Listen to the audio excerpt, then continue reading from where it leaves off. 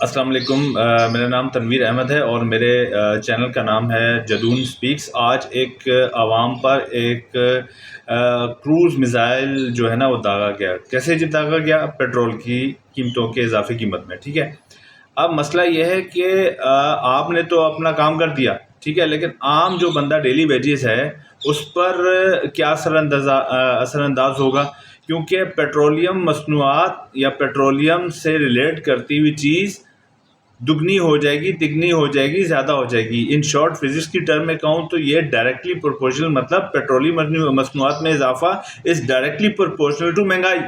اب عام بندہ جس کی جو ڈیلی تنخواہ ہے، مزدور دار طبقہ ہے، اس کی اگر 100 روپے، 300 یا 400 روپے دہاڑی ہے تو وہ کیا کرے گا؟ چلیں وہ پیٹرول استعمال نہیں کرتا، بائک استعمال نہیں کرتا، ٹھیک ہے، لیکن پبلک ٹرانسپورٹ تو یوز کرتا ہے، تو وہ کرائے میں اضافہ، اس کا مزید برڈن، نمبر ایک۔ نمبر دو کہ کھانے اور خوردنی چیزوں میں اضافہ، وہ اس پہ اضافی برڈن۔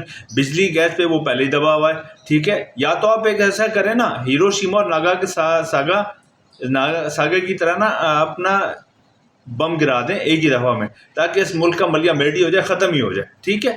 تو مجھے نہیں پتا کہ جب ایسی چیزیں ہوتی ہیں نا، انکمپیٹنٹ لوگ جب آپ کی حکومت پر مسلط ہوتے ہیں تو ایسے ڈیسیجنز ہوتے ہیں، اور میں ان کو بھی، جو آپ کو یہ جو بیوروکریسی ہے جو آپ کو ایڈوائس دیتی ہے نا، جو آپ کے سو کولڈ آپ کے جو ماسٹر مائنڈ تھنک ٹینک ہیں، میں ان پہ بھی لعنت بھیجتا ہوں، ٹھیک ہے جی۔ اور سب سے پہلے میری یہ پی ایم صاحب سے ایک ریکویسٹ ہے کہ کبھی وہ نکلیں باہر اور پبلک ٹرانسپورٹ پہ سفر کریں، اور ایک 4x4 کے گھر میں آپ جو ہے نا نام کی اس کی زندگی بسر کریں، اور باقی چیزیں امور خانہ داری سے ریلیٹڈ چیزیں جو ہے نا وہ آپ امپوز کر کے دیکھیں، اور نام کیا اس کا دیکھیں، پھر آپ کو پتہ جائے گا کہ ہوتا کیا چیز ہے، آٹا کس طرح کلو ہے اور چینی کس طرح جو ہے نا نام کا اس کا کلو ہے، پھر پتہ جانا، پھر آپ کے منہ سے یہ نکلتا ہے کہ انڈے جو ہے نا فی کلو ہیں، اور فلانی یہ اس طرح کی بلشٹ جو ہوتی ہے نا وہ پھر آتی ہیں۔ پھر آپ کا سامنا عوام کے سامنے نہیں، آپ اگر عوام اس دفعہ آپ جائیں نا آپ کے پاس، تو میری ریکویسٹ ہے عوام ان کے کینڈیڈیٹس کو جوتے مارے کہ آپ نے کیا کیا ہمارے ساتھ۔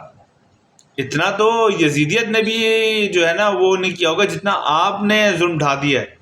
اب یہ میں صرف جو اتنا بڑا، مطلب یہ کوئی ہر جگہ بڑی ہے۔ دیکھیں میرے پاس کچھ اسٹیٹسٹکس ہیں جو میں آپ سے شیئر کروں گا۔ دیکھیں جی، آپ نے سعودی عربیہ سے ڈیل کی 1.2 بلین کی، ٹھیک ہے، 2025 میں، اور اس میں آپ نے کلیئر کیا کہ سعودی عرب جو ہے وہ آپ کو تیل فراہم کرے گا، جو کہ 2-3 چیف مقام میں لگ چکے ہیں۔ پھر یونائٹڈ اسٹیٹس یعنی جو آپ کا خاص ہے، اس کے آپ نے کیا جی ہم نے امپورٹ کروانا ہے، اس کی ڈیل آپ کی ہوئی 2025 میں، ٹھیک ہے جی، وہ آپ کو بھی کرے گا۔ سم اور ریزن جو 2 دفعہ بڑے صاحب گئے ہیں، ٹھیک ہے، دورہ کیا ہے۔ ترکی نے بھی آپ کو جو ہے نا 2026 میں آف شور جو ہے اور ان آن شور سائٹس جو ہیں ان پہ سائن کر کے آپ کو دیا ہے۔ رشیا جو ہے وہ پاکستان کو بھی آفر کر رہا ہے کہ بھائی کروڈ آئل ہم سے لے لو۔ مڈل ایسٹ نے کویت ہے، جس میں یو اے ای ہے، قطر ہے، اور دوسرے ممالک ہیں، اور یہ آپ کو بذریعہ ہرموز کے تھرو آپ کو فراہمی کریں گے تیل کی، سعودی تیل کی، اور اپنے جو بھی آپ کے ذخائر ہیں اس میں اضافہ کر سکتے ہیں، ٹھیک ہے۔ تو اس کے علاوہ انڈونیشیا ہے، اس میں آپ اس سے بھی لے سکتے ہیں، ٹھیک ہے جی، اس نے بھی آپ سے ایگریمنٹ کیا ہے، خیر وہ پام آئل کا کیا ہوا ہے، لیکن اس کے علاوہ اس نے اور بھی آفرز کی ہیں، ٹھیک ہے جی۔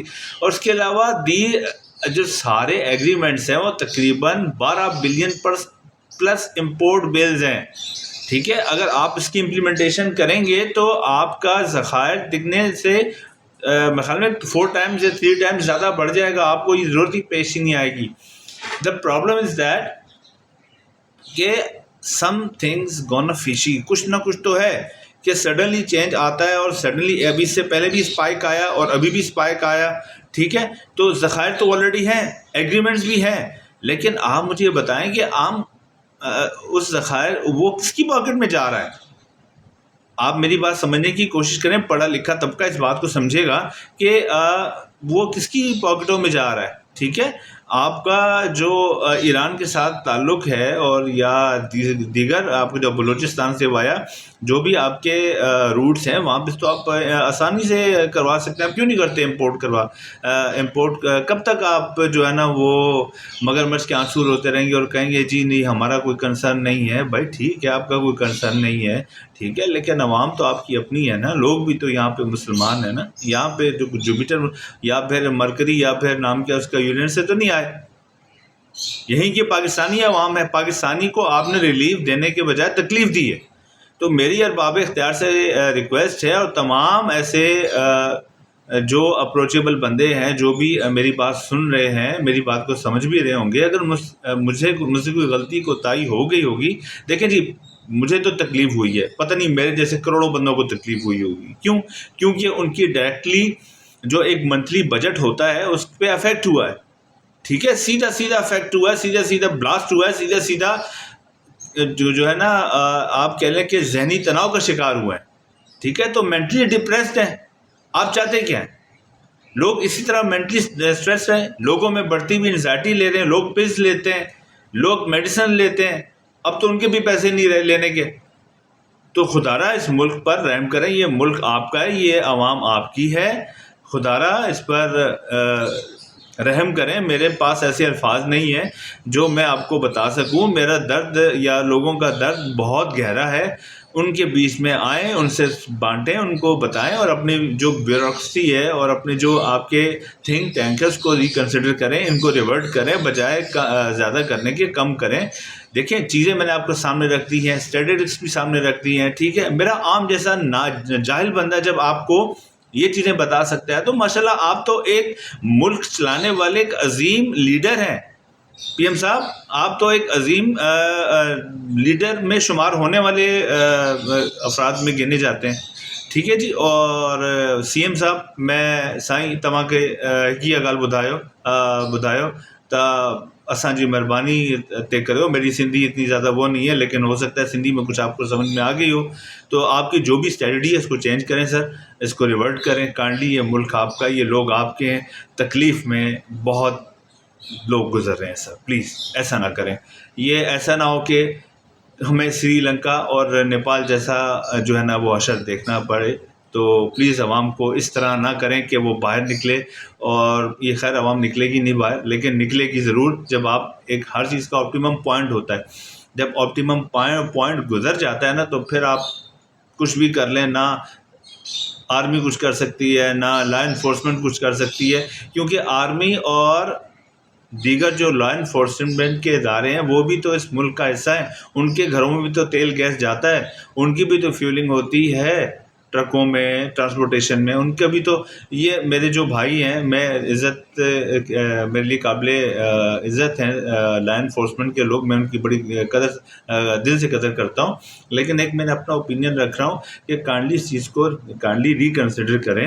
ایسا نہ کریں، ریورٹ کریں. لوگ بہت ہی پہلے پریشان ہیں، ان کی پریشانیوں میں اضافہ مت کریں پلیز. یہ میری ہاتھ جوڑ کے اپیل ہے، ہاتھ جوڑ کے لوگوں سے بھی ہے کہ خدا را اس کو پروٹیسٹ کریں. اس کو اپنے جو آپ نے آرٹیکل کے تحت دیکھیں، فریڈم اور اسپیچ کا حق ہر پاکستانی کو ہے، ہر انسان کو ہے دنیا میں. وہ کسی بھی کونے میں رکھتا ہے، اپنا اوپینین رکھ سکتا ہے، لیکن ایک ادارے کے اندر، ایک احترام کے ادارے کے اندر ایک اپنی چیزیں آپ نے سامنے اجاگر کرنی ہوتی ہیں. اپنی گورنمنٹ کو توجہ اس کی طرف مبذول کروانی ہوتی ہے. میرے یہ ٹوٹے پھوٹے الفاظ اگر کسی کو سمجھ میں آئیں تو آگے فارورڈ کیجیے گا اور لائک اور سبسکرائب کیجیے گا. دعا میں یاد رکھیے گا. خدا را کاش ہو کہ میرے یہ الفاظ ایوان کی دیواروں تک پہنچ جائیں. آپ کی سپورٹ اگر ہوگی تو، اور اللہ کی سپورٹ ہوگی انشاءاللہ ضرور. ٹھیک ہے جی. ٹل دین اپنا بہت سارا خیال رکھیے گا. اللہ حافظ. Take care.